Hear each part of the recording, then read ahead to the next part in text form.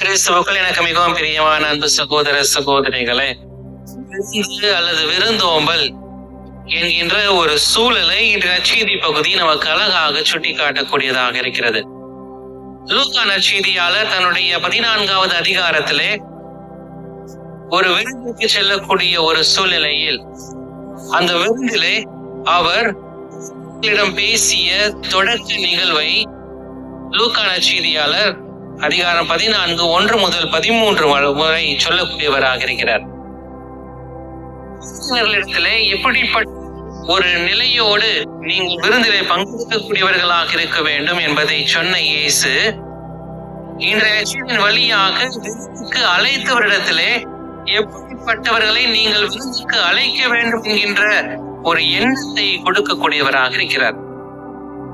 இன்று திருமணம், விருந்து அல்லது ஏதோ ஒரு விசேஷம் என்று வைத்துக் கொண்டால் யாரை கூப்பிடுகிறோம், எதற்கு கூப்பிடுகிறோம் என்று சிந்திக்கக்கூடிய ஒரு நிலையிலே நாம் இன்று இருக்கக்கூடியவர்களாக இருக்கிறோம். இன்றைய விழாக்களாக இருக்கட்டும், அல்லது மிகப்பெரிய விருந்தாக இருக்கட்டும், அல்லது சாதாரண ஒரு வீட்டு விருந்தாக இருக்கட்டும், என்னால் எவ்வளவு முடியும், நான் எப்படிப்பட்ட வசதி படைத்தவன், எவ்வளவு பணம் இடத்துல இருக்கிறது, அல்லது எப்படிப்பட்ட ஒரு நிலையில் நான் இருந்து கொண்டிருக்கிறேன், உனக்கு மேல் நான் இருக்கிறேன் என்று சொல்லி தன்னை காட்டிக் கொள்வதற்கான ஒரு விருந்தாக இன்றைய சமூகத்திலே நாம் பார்த்து கொண்டிருக்கிறோம். ஒரு விருந்திற்காக எப்படிப்பட்டவர்களாக இருந்தாலும் கடன் வாங்கியாவது ஒரு விருந்தை நடத்திவிட வேண்டும் என்கின்ற ஒரு சூழலுக்கு இது நாம் தள்ளப்பட்டக்கூடியவர்களாக இருக்கிறோம். காரணம், ஒருவருக்கு மேலாக நான் இருக்கிறேன் அல்லது ஒருவரை விட சிறந்தவராக நான் இருக்கிறேன் என்று சொல்லி நம்மை பெருமை பாராட்டிக் கொள்வதற்காக அல்லது நம்மை பற்றி புகழ வேண்டும், பிறர் புகழ வேண்டும் என்பதற்காக, நான் எப்படிப்பட்ட நிலையில் இருக்கிறேன் என்பதை காட்டிக் கொள்வதற்காகவே இன்றைய விழாக்களும் அல்லது இருக்கக்கூடிய ஒரு சூழ்நிலையை நாம் பார்க்கக்கூடியவர்களாக இருக்கிறோம். இரண்டாவதாக நாம் பார்க்கிற போது, விருந்திலே எனக்கு செய்தவர்களுக்கு நான் என்ன செய்ய முடியும், அதாவது மொய் என்று சொல்லக்கூடிய ஒரு சூழ்நிலை, மொய் கலாச்சாரம். எனக்கு அவர்கள் கொடுத்திருக்கிறார்கள், நானும் அவர்களுக்கு கொடுக்க வேண்டும் என்று சொல்லி அதோடு ஒரு வாயாவது சேர்த்து வைக்க வேண்டும் என்று சொல்லி இன்று இந்த சில்லறைகள் அதிகமாக செல்லக்கூடிய ஒரு சூழ்நிலை இந்த மொய் கலாச்சாரம். இதை கடன் என்று கூட சொல்வார்கள். எனக்கு இவ்வளவு கொடுத்திருக்கிறார்கள் என்று சொல்லி எழுதி வைத்துக் கொண்டு அந்த எழுதி வைத்ததை பார்த்து பார்த்து ஒவ்வொருவருக்கும் மீண்டுமாக அதை விட ஒரு வாயாக எக்ஸ்ட்ரா வைத்து விட வேண்டும் என்று சொல்லி அவர்கள் செய்யக்கூடிய ஒரு இன்று இருந்து கொண்டிருக்கிறது. அதையும் தாண்டி பிறருக்கு ரிட்டர்ன் கிஃப்ட், வருகிறவர்களுக்கு நான் ஏதாவது கொடுத்திட வேண்டும், நான் அல்ல, நீங்கள் எனக்கு ஏதாவது செய்கிறீர்கள், நான் அதற்கு பதிலாக ஏதாவது உங்களுக்கு செய்திட வேண்டும் என்று சொல்லி ரிட்டர்ன் கிஃப்ட் செய்யக்கூடிய ஒரு சூழ்நிலையும் கலாச்சாரங்களும் இன்று மாறி செல்லக்கூடிய ஒரு சூழ்நிலையை நாம் பார்த்து கொண்டிருக்கிறோம். நான் கடன்பட்டவன் அல்ல, கடன்பட்டவன் அல்ல, மாறாக நீ எனக்கு என்ன செய்கிறாயோ நான் அதை மீண்டும் உனக்கு செய்து முடித்து விட்டேன் என்று சொல்லக்கூடிய ஒரு சூழ்நிலை. அன்பியங்கள் கூட இன்று இப்படிப்பட்ட சூழ்நிலையில் மாறக்கூடிய காலகட்டத்திலே நாம் வாழக்கூடியவர்களாக இருக்கிறோம். இப்படிப்பட்ட இந்த காலகட்டத்திலே இயேசுவின் ரட்சிதை வழியாக நாம் நம்முடைய மனநிலையை, எப்படிப்பட்ட மனநிலையோடு ஒருவரை விருந்துக்கு அழைக்க வேண்டும் என்று சொல்லி நமக்கு அறிவுறுத்தக்கூடியவராக இருக்கிறார். இது ஏதோ இன்றைய காலகட்டத்தில் இருக்கக்கூடிய ஒரு பிரச்சனை அல்ல, மாறாக இயேசுவின் காலத்திலும் இருந்த ஒரு பிரச்சனையாக தான் இயேசு வழியாக நமக்கு சுட்டி காட்டக்கூடியவராக இருக்கிறார். காரணம், இந்த விருந்தினர் யாரை அழைத்திருக்கிறார்? தன்னுடன் இருந்த நபர்களை, தனக்கு தெரிந்தவர்களை, தன்னை அழைத்தவர்களை, தனக்காக வாழ்ந்தவர்களை எல்லாம் அழைத்திருக்கிறார். அதில் இயேசுவும் ஒருவராக இருந்து கொண்டிருக்கிறார். அப்படிப்பட்ட ஒரு சூழ்நிலையில் தான் இயேசு இந்த விருந்தினரை அழைத்து, நீ யாரை அழைத்திருக்கிறாய்? உன்னுடைய அண்டை வீட்டாரை, உனக்கு தெரிந்தவர்களை எல்லாம் அழைத்திருக்கிறாய், ஆனால் நீ யாரை அழைக்க வேண்டும் என்று சொல்லி இயேசு நற்செய்தி வழியாக அந்த லூக்கா நற்செய்தியை நமக்கு சுட்டி காட்டுகிறார். யாரை அழைக்க வேண்டும் என்று சொல்கிறது தான் ஒரு புதிய கலாச்சாரத்தை நமக்கு உருவாக்குகிறது. ஒரு புதிய கலாச்சாரமும் இன்று உருவாக்கி கொண்டுதான் இருக்கிறது. இதை நாம் பார்த்துக் கொண்டுதான் இருக்கிறோம். வீட்டிலே பிறந்த நாள் என்றால் அல்லது திருமண நாள் என்றால் நாம் அனாதை இல்லங்களுக்கோ அல்லது முதியோர் இல்லங்களுக்கோ சென்று அவர்களுக்கு உதவி செய்யக்கூடிய ஒரு சூழ்நிலை. அதை ஸ்டேட்டஸ்ல போட்டு அதை இன்னைக்கு காமிக்கணும், நான் இதை செஞ்சிருக்கேன் அப்படின்னு சொல்லி. அல்லது பல்வேறு விதமான காரியங்களையும் இன்று நாம் செய்துவிட்டு அதை விளம்பரப்படுத்தக்கூடிய ஒரு சூழ்நிலையில் இருந்து கொண்டிருக்கிறோம். இயேசுவின் காலத்திலே இப்படிப்பட்ட ஒரு சூழ்நிலை, விளம்பரம் செய்யாத ஒரு சூழ்நிலை இருந்திருக்கிறது. அதனால்தான் இயேசு ஏழைகளையும் கைவிடப்பட்டவர்களையும் அநாதர்களையும் யார் உனக்கு மீண்டும் செய்ய முடியாது என்று எண்ணுகிறாயோ அவர்களை எல்லாம் அழைத்து அவர்களுக்கு விருந்து கொடு என்று சொல்கிறார். ஆனால் நாம் அதையும் செய்கிறோம், செய்துவிட்டு பாராட்டி கொள்ளக்கூடிய ஒரு சூழ்நிலைக்கு, அல்லது இன்னைக்கு முதியோர் இல்லத்துக்கு போறாங்க, அல்லது அனாதை இல்லங்களுக்கு செல்கிறார்கள். அங்க எல்லாம் செல்கிற போதெல்லாம் அவர்கள் ஒரு கூட்டத்தை அழைத்துக் கொண்டு, தன்னுடைய குடும்பத்தில் இருக்கிற நபர்களை எல்லாம் அழைத்துக் கொண்டு அவர்கள் சென்று தானும் செய்கிறேன் என்று சொல்லி செய்யக்கூடிய ஒரு சூழ்நிலைக்கு நாம் தள்ளப்பட்டுக் கொண்டிருக்கிறோம்.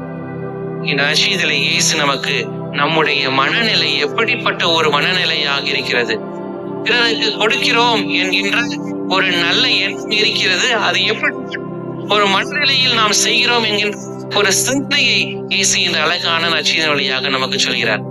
ஒரு ஊரிலே ஒரு நபர், ஊரையும் சொல்ல முடியாது, யாருன்னு சொல்ல முடியாது, ஆனால் ஒரு ஊரிலே ஒரு நபர், அவர் தன்னுடைய நண்பர்களோடு எப்போதும் விருந்து செய்யக்கூடியவராக இருக்கிறார். காரணம், எப்போதுமே விருந்தினரோடு என்று சொன்னால் நண்பர்களோடு அவர் எப்போதும் வெளியே செல்கிறார், எப்போதும் அவர்களோடு உணவு அருந்துகிறார், அவர்களோடு மகிழ்ச்சியாக தன்னுடைய நேரத்தை எல்லாம் செலவழித்துக் கொண்டிருக்கிறார்.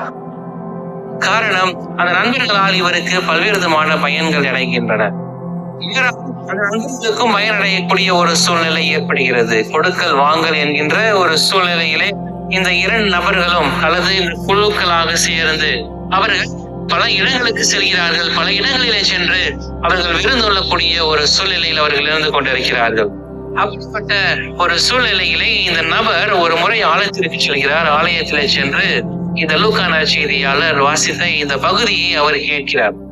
அவர் கேட்டுவிட்டு அவர் வீட்டுக்கு வந்த பிறகு அவர் யோசித்து பார்க்கிறார், எதற்காக நான் பல முறை என்னுடைய நண்பர்களையும் சித்தர்களையும் அழைத்து அவர்களுக்கு விருந்து கொடுத்துக் கொண்டே இருக்கிறேன் என்று சொல்லி அவர் யோசித்த போது அவருக்கு தோன்றிய நிகழ்வு, அவருக்கு தோன்றிய எண்ணம், நான் என்னை புகழ்ந்து கொள்வதற்காக, என்னை பாராட்டிக் கொள்வதற்காக, அல்லது எனக்கு அவர்களால் பயனடையக்கூடிய ஒரு சூழ்நிலை ஏற்படுகிறது, அதனால் அவர்களை எல்லாம் அழைத்து நான் விருந்து கொடுக்கிறேன், நான் அழைப்பதினால் அவர்கள் என்னை அழைக்கிறார்கள், என்னால் அவர்களும் பயனடையக்கூடியவர்களாக இருக்கிறார்கள், கொடுக்கல் வாங்கல் என்கின்ற ஒரு சூழ்நிலைக்கு நான் தள்ளப்பட்டிருக்கிறேன் என்பதை அந்த நபர் உணர்ந்து கொண்டு அவர் அன்றிலிருந்து எந்த விருந்திற்கும் செல்லாமல் அவர் தன்னோடு இருப்பவர்களோடு உணவருந்துவதை குறைத்து கொண்டு, உடனடியாக குறைக்க முடியவில்லை. அவர் சொன்னது இதுதான், உடனடியாக என்னால் அவர்களை எல்லாம் விட்டுவிட முடியவில்லை. காரணம், அவர்களை உடனடியாக விட்டுவிட்டால் ஏதோ நான் புனிதர் போல என்னை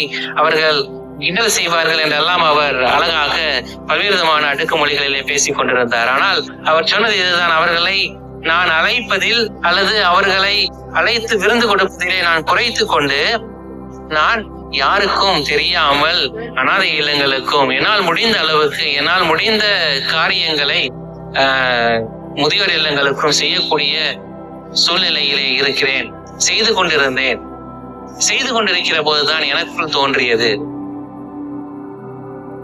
கடவுள் என்னை பார்க்கிறார், கடவுள் என்னுடைய மனநிலையை புரிந்து கொள்ளக்கூடியவராக இருக்கிறார், நான் எதற்காக அவர்களுக்கு செய்கிறேன் என்பதை அவர் அறியக்கூடியவராக இருக்கிறார், அதற்கான பலனை எனக்கு அதிகமாக கொடுத்தார். நான் அந்த நண்பர்களோடு சேர்ந்து பயனடைந்ததை விட நான் யாருக்கும் தெரியாமல், யாரோடும் அறிந்து கொள்ளாத நபர்களிடத்திற்கு நான் சென்று உதவி செய்தது, பல நேரங்களிலே நான் அந்த முதியோர் இல்லங்களுக்கும் அந்த அனாதை இல்லங்களுக்கும் பல்வேறு விதமான ஏழைகளுக்கும் நான் உதவி செய்ததை அவர்களுக்கு கூட தெரியாது. யாரோ ஒரு மூலியமாக கூட நான் செய்திருக்கிறேன். நான் செய்ததன் வழியாக நான் புரிந்து கொண்ட ஒரு காரியம், கடவுள் பார்த்து கொண்டிருக்கிறார். இரண்டாவதாக, கடவுள் பார்ப்பது மட்டுமல்ல, நான் அந்த நண்பர்களோடு சேர்ந்திருந்த போது நான் அடைந்த பயனை விட அதிகமான பயனை நான் இன்று அடைந்திருக்கிறேன் என்று சொல்லி அந்த நபர் தன்னுடைய வாழ்க்கையில் இருந்து அவர் சொல்லக்கூடிய இந்த நிகழ்வை இன்றைய வாசகத்தோடு நான் சிந்திக்கக்கூடிய ஒரு சூழ்நிலைக்கு தள்ளப்பட்டேன். அதனால் பார்க்கிறார், கடவுள் எனக்கு இதை விட அதிகமாக செய்யக்கூடியவராக இருக்கிறார். இன்று இயல்பான ஒரு உணர்வு நம்முடைய நண்பர்களோடு நாம் உணவு அருந்துவது அல்லது நம்முடைய நண்பர்களை வீட்டிற்கு அழைத்து செல்வது, இதெல்லாம் ஒன்று இயல்பான ஒரு உணர்வு. ஆனால் இந்த இயல்பான ஒரு உணர்வு ஏதோ ஒரு காரணத்திற்காக அல்லது நான் அவற்றிலிருந்து ஏதோ ஒரு பயனை அடைய வேண்டும் என்பதற்காக அல்ல, மாறாக உண்மையான ஆசீர்வாதத்திற்கான ஒரு அழைப்பாக அது இருக்க வேண்டும். அதைதான் இயேசு என்ற நற்செய்தி வழியாக நமக்கு சொல்கிறார். எதிர்பார்ப்பு இல்லாமல் கொடுங்கள். யாருக்கும் எதிர்பார்ப்பு இல்லாமல் கொடுங்கள்.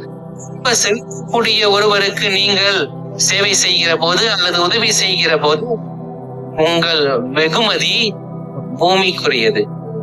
பிறர் உங்களுக்கு தருவார்கள் என்று சொல்லி எதிர்பார்த்து நீங்கள் ஒருவருக்கு செய்கிற போது அந்த வெகுமதி அது பூமிக்குரியது. ஆனால் திரும்ப செலுத்த முடியாத ஒருவருக்கு நீங்கள் சேவை செய்வது அல்லது உதவி செய்வது உங்களுடைய வெகுமதி விண்ணகத்திற்குரியது. விண்ணகத்திற்குரியது. நான் செல்வத்தை சேர்த்து வைக்கக்கூடிய மனிதனாக இன்று இருக்கிறேனா என்கின்ற ஒரு சிந்தனை என்னிடத்தில் இருக்கக்கூடியதாக இருக்க வேண்டும். நான் விண்ணகத்திலே செல்வத்தை சேர்க்கக்கூடியவனாக இருக்கிறேனா? மத்தேயு நற்செய்தி அதிகாரம் 6 வசனங்கள் 1 பார்க்க என்று அவர்கள் முன் உங்கள் அறச்செயல்களை செய்யாதீர்கள். இதை குறித்து நீங்கள் கவனமாக இருங்கள், எச்சரிக்கையாக இருங்கள். இல்லை என்றால் உங்கள் விண்ணக தந்தையிடமிருந்து உங்களுக்கு கைமாறு கிடைக்காது. நாம் செய்கிற போது நாம் எச்சரிக்கையாக இருக்க வேண்டும். காரணம் விண்ணக தந்தையிடமிருந்து நமக்கு கைமாறு ஒருபோதும் கிடைப்பதில்லை என்று சொல்லி இயேசு அழகாக மத்தேயு நற்செய்தி அதிகாரம் 6 வசனங்கள் 1 சொல்கின்றார். லூக்கா நற்செய்தி அதிகாரம் 6 வசனங்கள் 35 நீங்கள் உங்கள் பகைவரிடமும் அன்பு செலுத்துங்கள். நீங்க நம்ம பகைவர்கிட்ட அன்பு செலுத்த முடியாது. இயல்பா நம்மளோட சண்டை போட்டுட்டு இருக்கவங்கள்ட்ட நம்ம போய் பேசுறதுக்கு ரொம்ப யோசிப்போம். ஆனா இயேசு சொல்றாரு, உங்கள் பகைவரிடத்துல அன்பு செலுத்துங்கள். காரணம், நீங்கள் அவரிடத்துல எதையும் எதிர்பார்க்காமல், காரணம் நீவே பேசுறப்ப அவங்களும் பேச மாட்டாங்க. அந்த ஒரு எதிர்பார்ப்பு இல்லாமல் உங்கள் பகைவரிடத்திலும் நீங்கள் அன்பு செலுத்துங்கள். அவர்களுக்கு நன்மை செய்யுங்கள். திருப்பி கொடுப்பார்கள் என்று சொல்லி எதையும் எதிர்பார்க்காமல் அவர்களுக்கு கொடுங்கள். இயேசு அழகா சொல்றாரு, பகைவர்கள் கஷ்டத்துல இருக்கிற போது அவங்க கேட்பாங்கன்னு சொல்லி அல்லது அவங்க கொடுப்பாங்கன்னு சொல்லி நீ எதிர்பார்த்து நிக்காத, நீ போய் அவங்களுக்கு செய். என்ன ஆகும்? உங்களை விண்ணக தந்தை பார்த்து கொண்டிருக்கிறார். உங்களுக்கு மிகுதியான கைமாறு கிடைக்கும். உங்களுக்கு மிகுதியான கைமாறு கிடைக்கும். செய்வார்கள் என்று சொல்லி நாம் செய்கிற போது நம்முடைய சிந்தனைகளில் நாம் நம்முடைய எண்ணத்தை செலுத்துவது இல்லை. நம்முடைய மனம், நம்முடைய எண்ணம் விண்ணகத்தை நோக்கியதாக இல்லை, பூமியை நோக்கியதாக இருக்கிறது. இந்த பூமியை நோக்கியதாக இருக்கிற போது நாம் தேவையில் இருக்கிறவர்களுக்கு நாம் உதவி செய்யவில்லை என்றால் அவளுடைய அன்பை நாம் எப்படி புரிந்து கொள்ளக்கூடியவர்களாக இருக்க முடியும்? 1 யோவான் அதிகாரம் 3 வசனங்கள் 17 அழகாக சொல்கிறார். யோவான், தேவையில் இருப்போருக்கு நீங்களாக சென்று உதவி செய்யுங்கள். அவர்கள் கேட்பார்கள் அல்லது அவர்களுக்கு எதிர்பார்ப்பு அல்லது அவர்கள் மீண்டும் நமக்கு கொடுப்பார்கள் என்கின்ற ஒரு எதிர்பார்ப்பில் அல்ல, மாறாக நீங்களாக சென்று உதவி செய்கிற போது நீங்கள் கடவுளுடைய அன்பை உணர்ந்து கொள்வீர்கள். இன்றைய முதல் வாசகத்திலும் தூய பவுல் ரோமியர் திருமுகத்திலே அழகாக சொல்கிறார், இந்த உலகத்தின் படைப்புகள் அனைத்தும் வருகிறது. கடவுள் அனைத்தையும் பார்த்து கொண்டிருக்கிறார். பார்க்கிற கடவுள் நாம் நேர்மையானதை செய்கிற போது நமக்கு நேர்மையானவற்றை, வெகுமதியை அதிகமாக தரக்கூடியவராக இருக்கிறார் என்று சொல்கிறார். கடவுள் எப்போதும் நமக்கு நன்மை செய்யக்கூடியவராக இருக்கிறார். நாம் கடவுளுக்கு எப்படிப்பட்ட மனநிலையோடு ஆசீர்வாதத்தை பெறக்கூடியவர்களாக இருக்கிறோம்? இன்றைய சமூகத்திலே நாம் எப்படிப்பட்ட ஒரு மனநிலையோடு நாம் வாழ்கிறோம் என்கின்ற சிந்தனைகளை இந்த நற்செய்தி வாசகத்தின் வழியாக நாம் சிந்தித்து பார்க்கக்கூடியவர்களாக இருக்க வேண்டும். நற்செய்தி வாசகத்தின் வழியாக நாம் எப்படிப்பட்ட மனநிலையில் நான் கடவுளுக்குரியவனாக இருக்கிறேன், உண்மையான ஆசீர்வாதத்திற்காக நான் செயல்படக்கூடியவனாக இருக்கிறேனா? நான் உண்மையான ஆசீர்வாதத்தை பெறுகிற போது கடவுள் என்னை நிறைவாக ஆசீர்வதிக்கிறார். அந்த நபர் சொன்னது போல கடவுள் என்னை நிறைவாக ஆசீர்வதித்திருக்கிறார். நண்பர்களோடு இருந்த சூழ்நிலையில் இருந்ததை விட கடவுள் அதிகமாக என்னை ஆசீர்வதித்திருக்கிறார். கடவுள் நம்மை பார்த்து கொண்டிருக்கிறார். கடவுள் நாம் எதை செய்கிறோம், எப்படிப்பட்ட மனநிலையை செய்கிறோம் என்பதை பார்த்து கொண்டிருக்கிறார். அப்படிப்பட்ட இடத்திலே நாம் உண்மையான ஆசீர்வாதத்தை பெறக்கூடிய மக்களாக வளர திருப்பலியிலே சிறப்பாக செபிப்போம். இறைவன் நம் ஒவ்வொருவரையும் நிறைவாக ஆசீர்வதித்து வழிநடத்துவாராக. ஆமென்.